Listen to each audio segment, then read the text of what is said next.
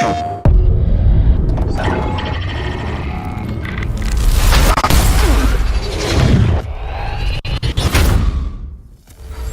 and welcome to a special look at Returnal from House Margaret.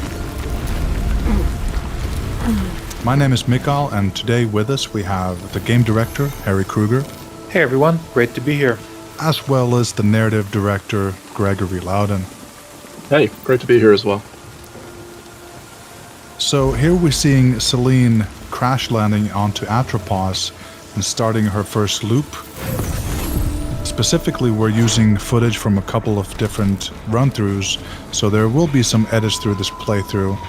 But how does it differ from every single run, Harry? What are we seeing here for the first time? Yeah, so every time that you exit the initial crash landing room, you will immediately be confronted with a fairly freshly generated level, right?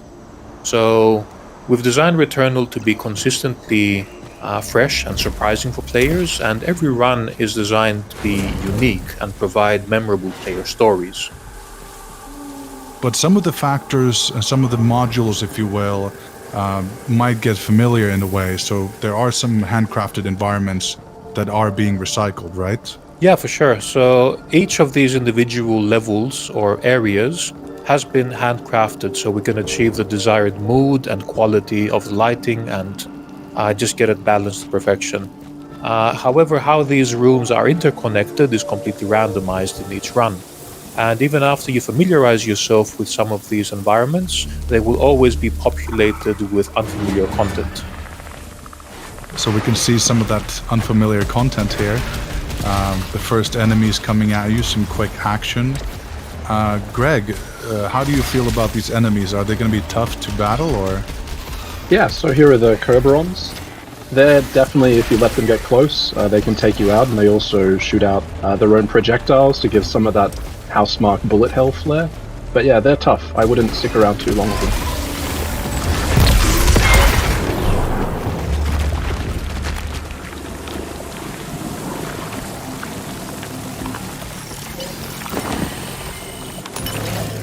And here you have some sort of a ghost of another Celine. Does that activate something, or...? So basically what you see here is a projection, and this is actually another player who's played Returnal. And at this point you can either choose to scavenge to get a quick gain, or avenge. And if you avenge, get ready for what you're about to see.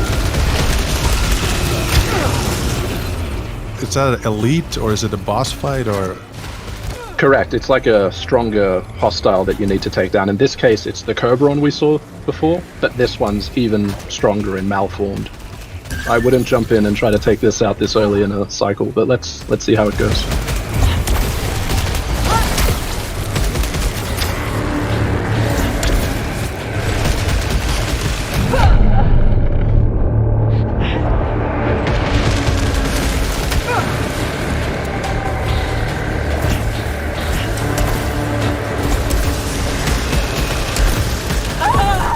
Clearly that risk did not pay off. Right on. So Celine died now for the first time. Starting back at the same crash landing hub, but with the same pistol as you had before. There's something looming on the left hand here. Yeah, so this is our mysterious device called Phonos. And what happens here is, as you play the game, you accumulate this permanent currency called Ether. This is something that persists across multiple sessions of the game. When you start each run, you are able to deposit this Ether into this device and accumulate progression towards unlocking new items. So this is one out of the multiple ways that we are unlocking more content for players the more they play the game. And I saw you picked up some sort of a malignant key here as well. Is that for specific doors? Yeah, so keys are used for both doors and for our treasure chests. The malignant ones do carry a bit of that risk and reward again. In that particular case, it was picked up without triggering any malfunctions. So Right. that was a gamble that paid off.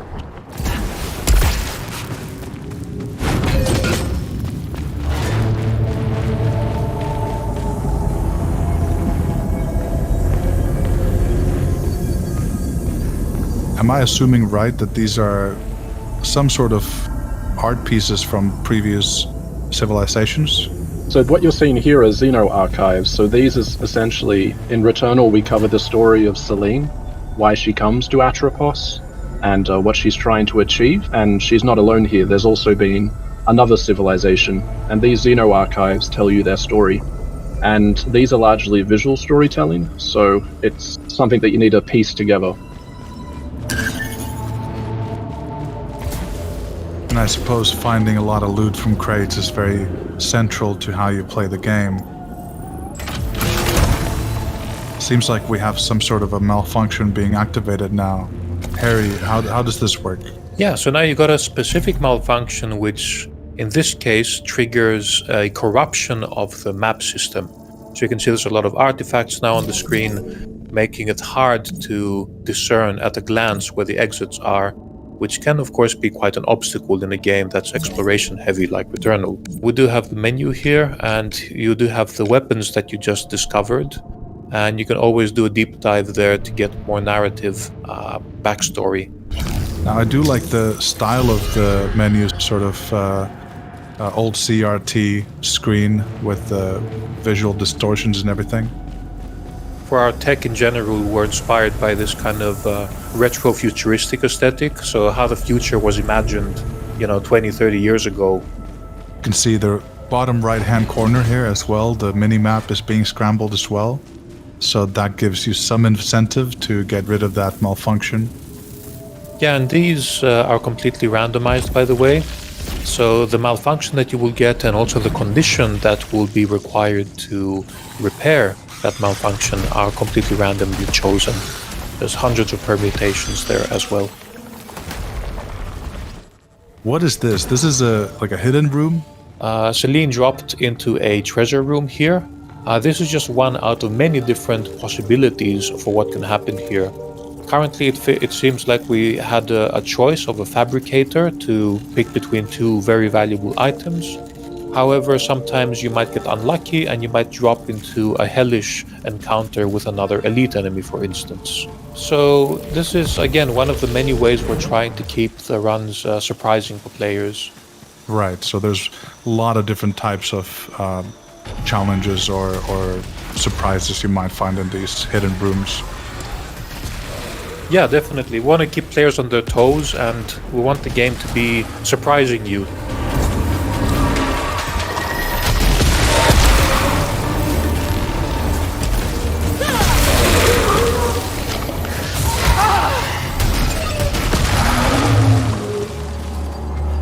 Now, I see this action going on, and there's she's being grabbed by this tentacles from above, but she's also using this sort of a blade weapon. So there's a melee weapon that you can use.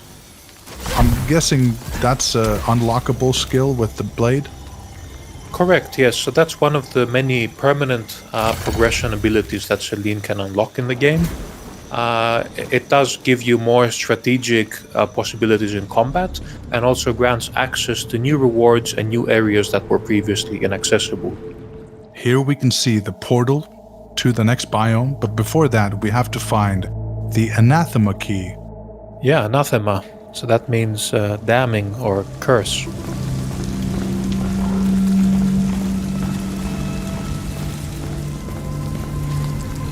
This is the shop area. So here you can use your obolites to buy different things. Greg, can you jump in and tell us a bit more about the options we have? Yeah, so basically you can use the ancient civilization's technology to fabricate items. So it can be things like consumables, which are single-use items. There's also extra pedestals which can give you a health increase, to increase your max health. And there's also a device there that helps interact with the social aspect of the game. So you get to contribute as a community to certain common goals there. And the shops in general seem to be sort of maybe a little bit of this calm in the heat of the storm, where you can just kind of concentrate on how do you want to upgrade your character for the specific run. Yeah, that's something that I'm glad to begin to show here in more of an extended look. You can begin to see the flow of Returnal, that it kind of ebbs and flows between the housemarque sort of explosive action but also has these more quiet exploratory moments.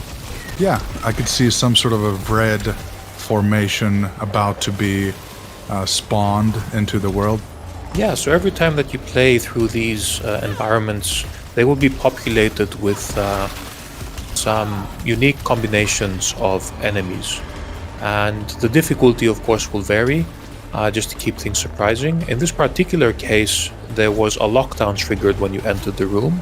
And there's a central challenge in the middle where there is a slowly spawning large enemy, while separate waves of enemies are continuously spawning on the sides. So this is just one out of many examples of how we keep the combat encounters fresh. The only way to proceed now is to eliminate all of the enemies and the lockdown be lifted.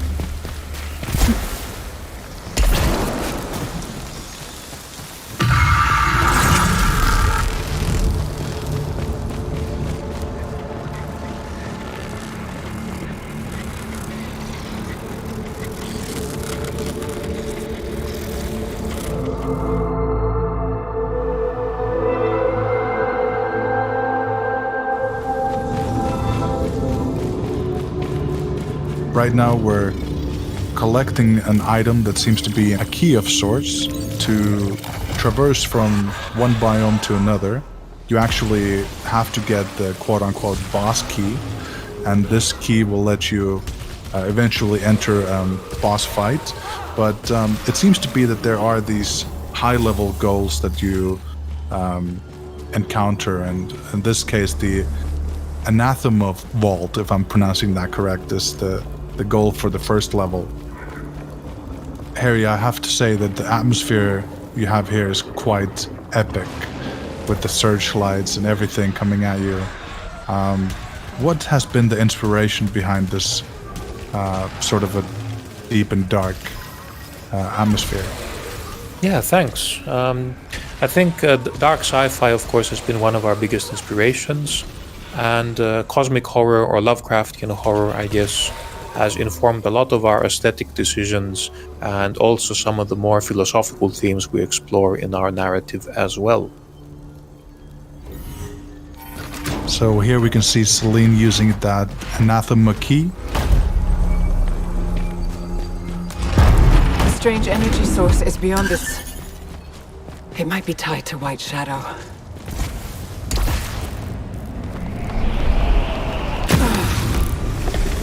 Something scary is forming up. Guessing that's the boss. Harry, can you jump in and tell us a bit more about this encounter? This is called Freaky. So this is just, again, we've been relying quite a bit on Greek mythology for a lot of our narrative themes. And this is just one cosmic manifestation that plays a role in the story, as you will encounter later as well. And our bosses are designed, of course, to be this culmination of epic battle, these really majestic creatures that really give you a lot of bullet hell and spectacle. So really excited about these encounters and looking forward to seeing how players will respond to these as well.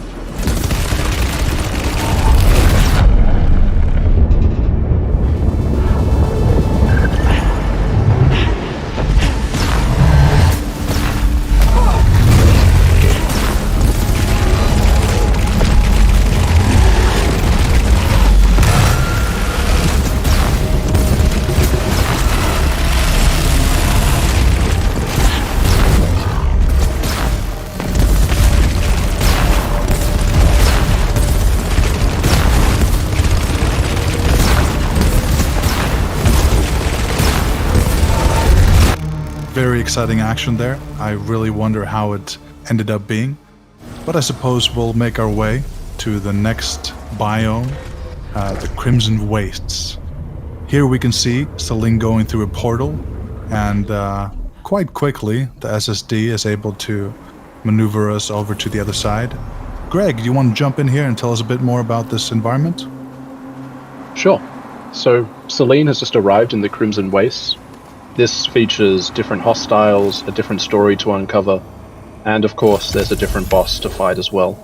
You can see here it has a very different visual style, and each biome is intended to provide a different challenge, and also a different feeling.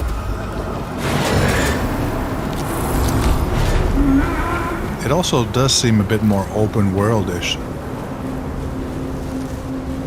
Yes, so it is a lot more open experience. If the Overgrown Ruins is claustrophobic, this is more open and expansive.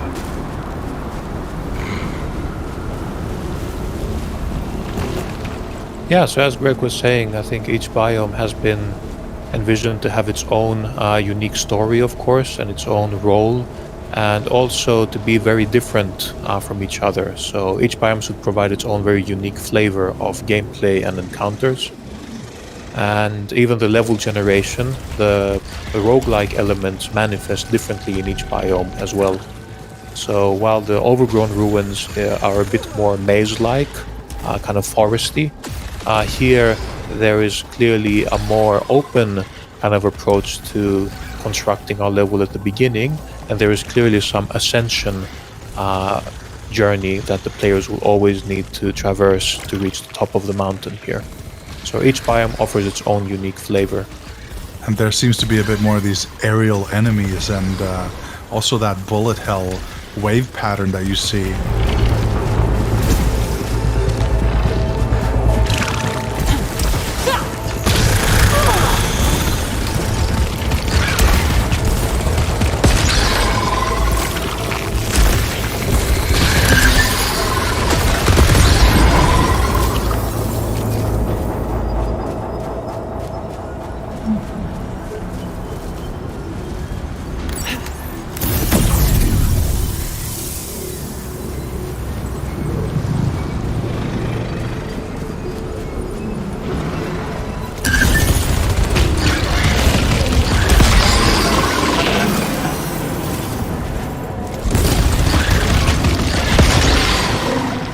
Now I see Selene here taking on some enemies and just wondering if she's having a bit of a tough time.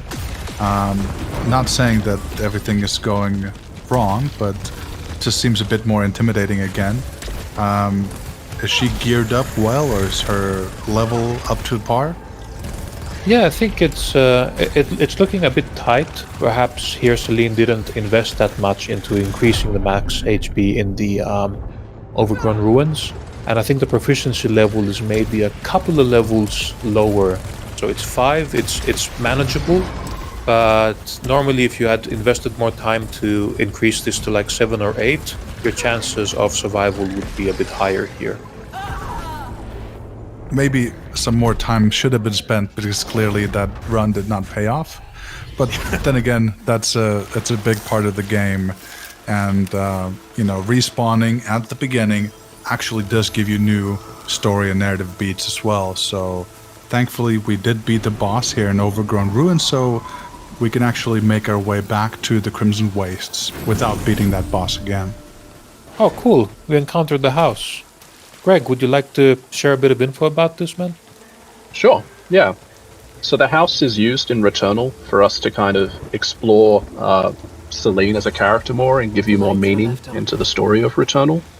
You actually experience these in first person, which allows us to provide you with a greater sense of intimacy and connection to Selene. But we won't show you that on this playthrough, so you'll have to play it in the game ahead. I just love the way the environment and those little fireflies and the fog interacts. Must say you guys created a pretty immersive environment to be in. And the tentacles, just the tentacles are something so hectic to look at every time you see them. Yeah, those have been really fun to work on. Aside from being a pretty cool showcase of our VFX tech, I think they can also look quite intimidating as well, and they also help with the gameplay communication too. So when an attack is charging up, you can see the tentacles also flailing and charging up the energy too.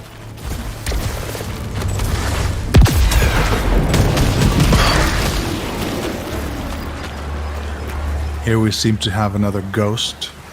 I wonder how this is going to manifest. Previously we saw that elite.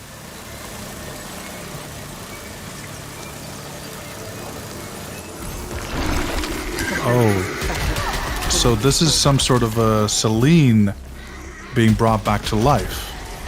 Yeah, this is an infected scout. It can be quite a challenge, and you can also see that its attack caused a malfunction. So, once again, we try to turn the tables on you with Returnal. Just when you think you know what's coming, we like to provide a bit of twist and variation there as well. Very interesting. So you're using other players' playthroughs in a surprising way.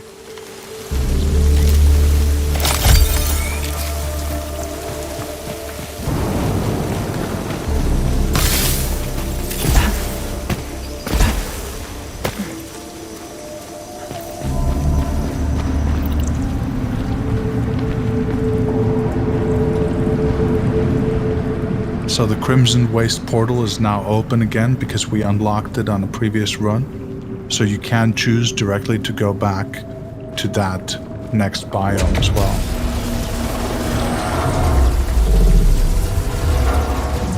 And as Harry said, I would recommend that you should try to build yourself up.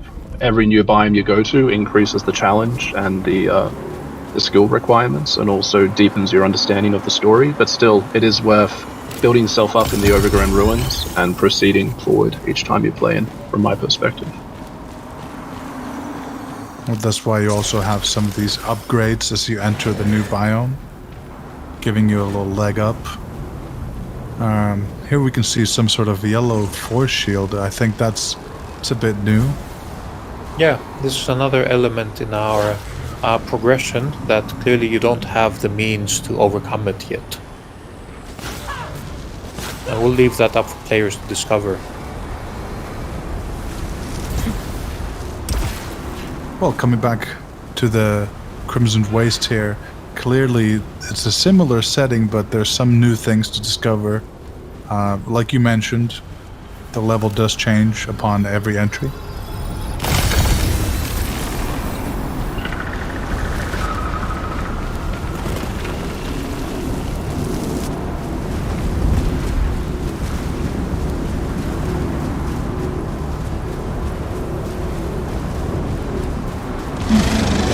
Some of the pesky flying monsters here again.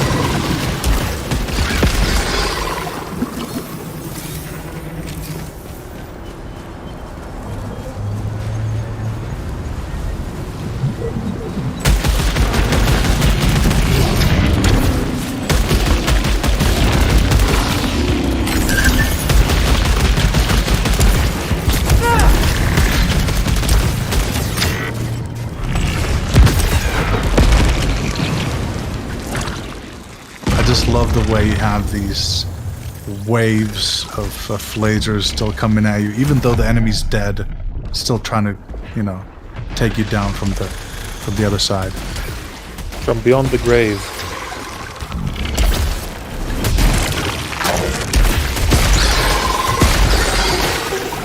But it's all a part of that bullet hell sort of design philosophy, keeping your character in movement. Making sure you maneuver through all the obstacles, never get too hung up on the situation. So here we have some weapons at proficiency level 5. You can see the different weapon options you have available. And there are a couple different weapon stereotypes. Yeah, so we have 10 weapons total. All of these have their own unique archetypes and unique baseline behaviors. However, you can also upgrade these in each session through these unique modifiers we're calling traits. This leads to some really surprising combinations that can completely change the behaviors of the weapons and force you to adapt to entirely new playstyles and strategies.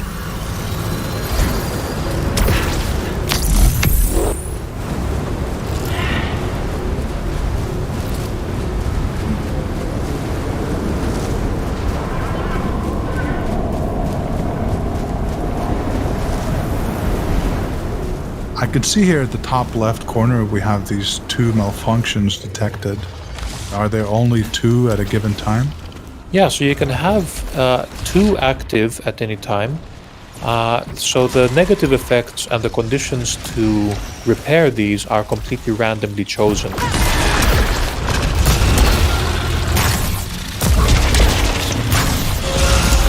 Upon getting a 3rd malfunction, you will get what we call a cascade failure.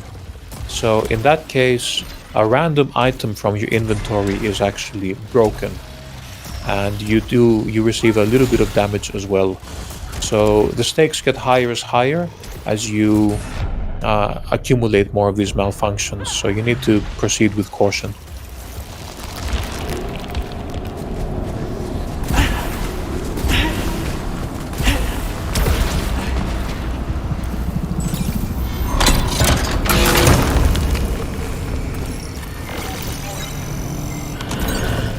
Wound Seekers. So clearly an upgrade to a weapon that we got here from that chest. Yeah, that particular upgrade increases your damage to enemies that already have low health, so it's more of a finishing kind of helper in a way for the enemies. But there's many different types of upgrades, and it's impossible to discover everything in any single session.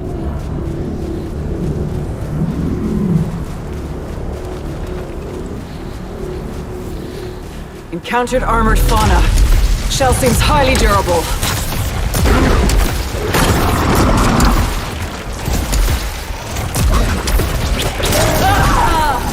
Well, I suppose that enemy was a bit too much for Celine.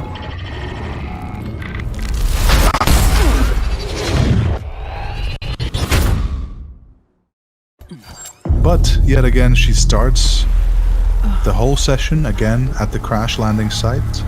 But here we have it. Another run of Returnal is up ahead of us, and we'll let the players experience it for themselves. Thank you so much, Harry. Thank you so much, Greg, for being a part of this.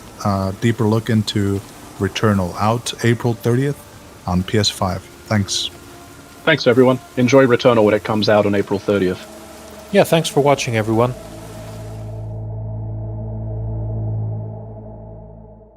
PlayStation